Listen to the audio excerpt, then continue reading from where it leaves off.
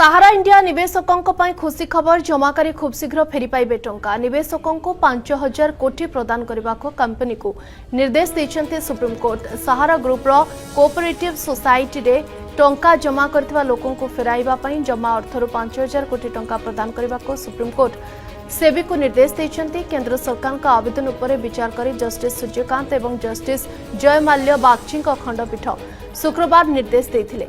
सहारार refund खाता रे थिबा राशि जमाकारी को पैठ करने टंका प्रदान लगी अनुरोध करा जायतिला। यह व्यतीत 2023 रे प्रदान होइतिबा 5,000 कोटी टंका को आवंटन करिवार समय सीमा को 2025 डिसेंबर 31 रु 2026 डिसेंबर 31 पर्यंत वृद्धि करा जायछि।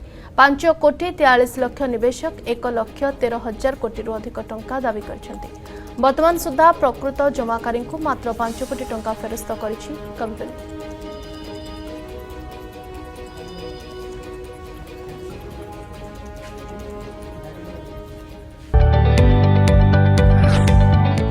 जदि आपंक आम भिडी भल लगा तेब आम चैनल को लाइक शेयर और सब्सक्राइब करने को जमा भी भूलु नहीं।